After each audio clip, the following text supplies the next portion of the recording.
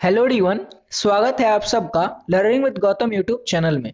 तो आज के इस वीडियो में हम करने वाले हैं क्लास 12th इकोनॉमिक्स के most important subjective question answer को, यानी कि इकोनॉमिक्स के मोस्ट इंपॉर्टेंट लघु उत्तरीय प्रश्न उत्तर को आज के इस वीडियो में करने वाले हैं, जो कि आपके आने वाले एग्जाम के लिए काफी ज्यादा इंपॉर्टेंट प्रश्न रहने वाला है। तो आप लोग वीडियो को अच्छे से ध्यानपूर्वक और लास्ट तक जरूर देखिएगा। तो चलिए शुरू कर लेते हैं फर्स्ट क्वेश्चन से।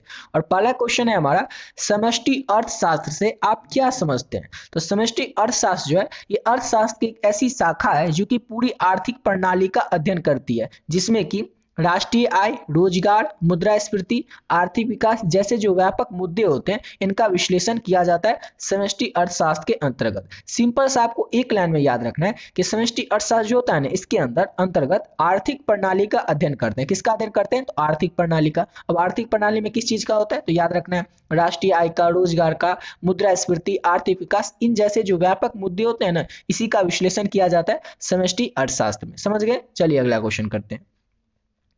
अगला क्वेश्चन है, एकाधिकार प्रतियोगिता से आप क्या समझते हैं। तो एकाधिकार प्रतियोगिता एक बाजार संरचना है जहां एक ही विक्रेता पूरी उद्योग पर नियंत्रण रखता है, जिससे वह कीमत निर्धारित करता है और प्रतिस्पर्धा के बिना उत्पादों की आपूर्ति करता है। एकाधिकार क्या होता है? जिसके अंतर्गत एक ऐसी संरचना होती है, जो विक्रेता होता है, जो सामान बेचने वाला होता है ना, वो पूरे उद्योग का नियंत्रण करता है। मान लीजिए आप मार्केट में गए, ठीक है, और आप सेब आपको खरीदना है, और सेब जो है बहुत सारे फल वाले तो है, लेकिन सेब एक ही सेब वाला बेच रहा है, यानी कि पूरा मार्केट पर क्या होगा? उसका नियंत्रण हो गया सेब वाले का। अब इससे क्या करेगा? वो जो कीमत होगा उसका निर्धारण वो खुद करेगा। अगर ऐसा रहता है कि आप सेब खरीदने जाते हैं और 5 से 10 जगह सेब रहता है, तो आप सबके यहाँ पूछते हैं, जिसके यहाँ कम लगता है आपको उसके यहाँ आप ले लेते। लेकिन वहां पर क्या हो गया? उसके पास केवल एक सेब बेचने वाला है पूरा मार्केट में, तो उसका कीमत का जो निर्धारण है ना, वो खुद करेगा। और सेब की कीमत हो सकता है 100 रुपए केजी हो, तो वो कहेगा नहीं, हम 150 रुपए केजी देंगे, और आपको अगर जरूरी होगा तो आपको लेना उसी से पड़ेगा। तो क्या करेगा? एकाधिकार प्रतियोगिता में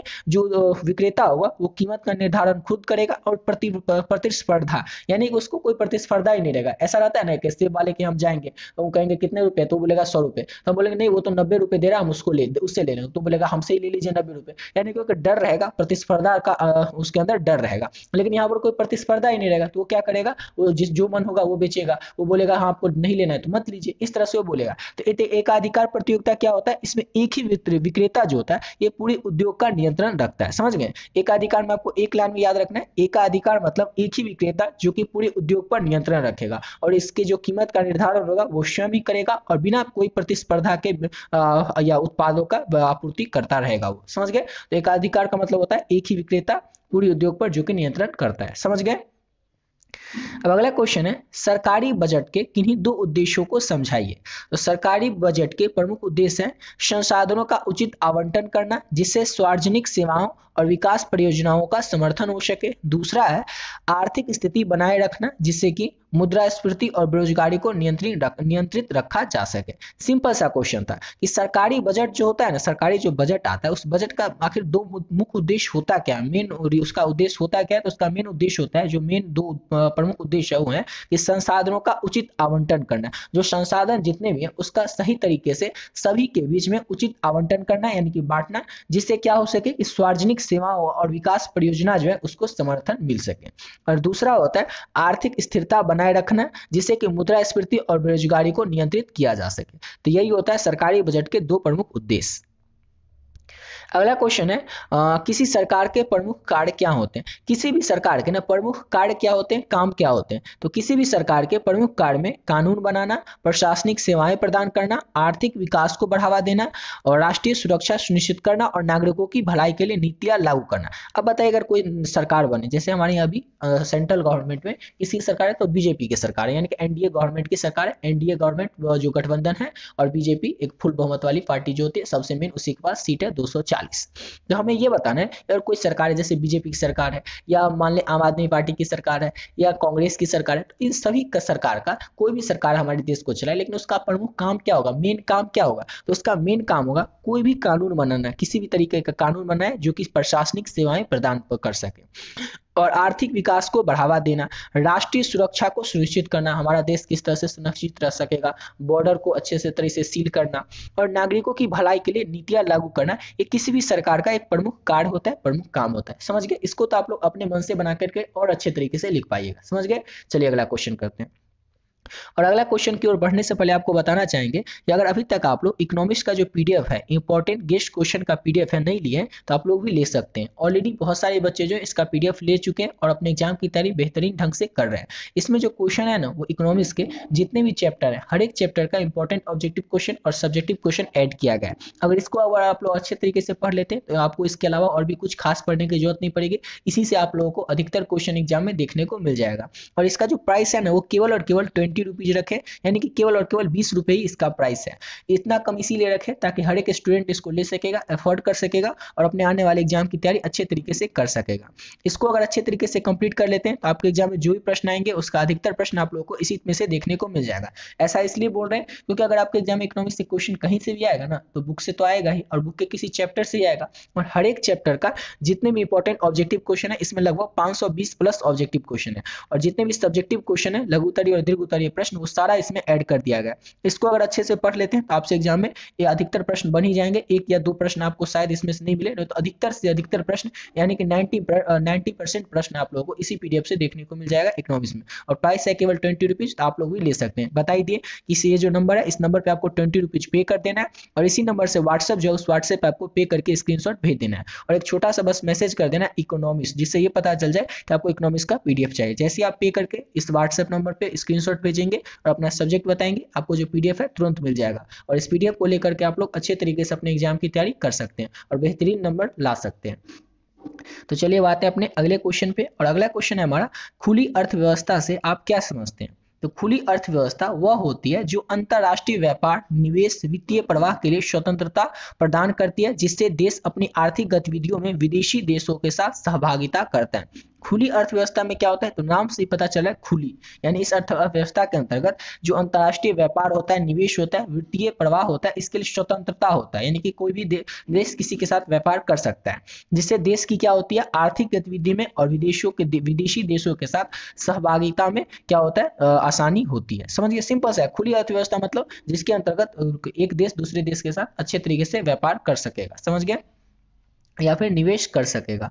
अगला क्वेश्चन है, बाजार के विभिन्न प्रकारों को स्पष्ट कीजिए। तो बाजार के कौन कौन से प्रकार होते हैं? तो पहला तो होता है पूर्ण प्रतियोगिता बाजार, एकाधिकार बाजार जो कि आपको बता चुके हैं, ओलिगोपोली बाजार और मोनोपोलिस्टिक बाजार प्रतियोगिता। अब ये सब होता क्या है? तो पूर्ण प्रतियोगिता बाजार में क्या होता है, अनेक विक्रेता और खरीदार होते हैं और समान उत्पादक होते हैं। मतलब पूर्ण प्रतियोगिता मतलब क्या होता है, जब आप बाजार में, हम जैसे अभी सेब का एग्जाम्पल दिए थे, जब आप सेब खरीदने जाएंगे ना तो बहुत सारे सेब वाले होंगे। समझ गए? पूर्ण प्रतियोगिता बाजार में जिसके अंदर अनेक विक्रेता होते हैं और अनेक खरीदार भी होते हैं।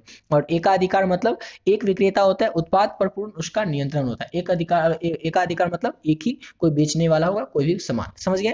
और ओलिगोपोली में क्या होता है, कुछ विक्रेता होते हैं और उसमें सीमित प्रतिस्पर्धा होती है, यानी कि मान जाइए आप सेब खरीदने गए तो 2 या 3 सी सेब वाले होंगे, तो ये होता है ओलिगोपोली। ओलिगोपोली क्या होता है, प्रतियोगिता। चौथा है हमारा मोनोपोलिस्टिक प्रतियोगिता। इसके अंतर्गत क्या होता है, अनेक विक्रेता होते हैं और उत्पाद जो होता है उसमें भिन्नता होती है, यानी कि अलग अलग तरह के उत्पाद होते हैं और उसके जो विक्रेता होते हैं वो अनेक होते हैं, यानी कि बहुत ज्यादा होते हैं। तो ये हो गए बाजार के विभिन्न प्रकार। समझ गए आप लोग इसको? अगला क्वेश्चन है, मांग की लोच के विभिन्न प्रकार को समझाइए। तो मांग की लोच के विभिन्न प्रकार में आता है पहला लचीली मांग, दूसरा है और लचीली मांग और तीसरा है एकक लोच। अब ये क्या होता है? तो लचीली मांग में कीमत में परिवर्तन से मांग में बड़ा बदलाव होता है। देखिए, लचीली मांग में क्या होता है कि कीमत के में जो अगर परिवर्तन होगा ना, उससे मांग में बड़ा बदलाव देखने को हमें मिलेगा। और कीमत में परिवर्तन मतलब अगर कीमत घट जाए या कीमत बढ़ जाए तो उससे जो वस्तु की मांग होगी उसमें बड़ा बदलाव हमें देखने को मिलेगा। और लचीली मांग में क्या होता है, कीमत में परिवर्तन से मांग में छोटा सा बदलाव आता है। और लचीली मांग में क्या होता है, कीमत में अगर परिवर्तन हो जाता है तो उससे मांग में क्या होता है, एक छोटा सा ही बदलाव आता है। समझ गए? अगर परिवर्तन हो गया तो मान के चलिए आज कोई सब्जी खरीदने गए, उस सब्जी की भाव या कीमत जो है उसमें अगर घट गया बढ़ गया, उसमें परिवर्तन आ गया तो मांग में छोटा सा ही बदलाव आता है, तो उसी को कहा जाता है अलचीली मांग। और एकक लोच क्या होता है, तो कीमत में परिवर्तन से मांग में समान प्रतिशत का बदलाव आता है, यानी कि अगर कीमत में परिवर्तन हो गया तो उससे भी कोई फर्क नहीं पड़ेगा, जैसे उसका पहले मांग था वैसे ही अभी भी मांग रहेगा, बदलाव आएगा ही नहीं। तो समझ गए, लचीली मांग, अलचीली मांग और एकक लोच। ये होता है मांग के लोच के विभिन्न प्रकार। अगला क्वेश्चन है मुद्रास्फीति को प्रभावित कीजिए, यानी कि इसका को डिफाइन करना है, बताना है कि मुद्रास्फीति क्या होती है। तो मुद्रास्फीति वह स्थिति है जब किसी अर्थव्यवस्था में सामान और सेवाओं की कीमत लगातार बढ़ती है, जिससे मुद्रा की क्रय जो है वो शक्ति घटती है और आर्थिक अस्थिरता उत्पन्न होती है।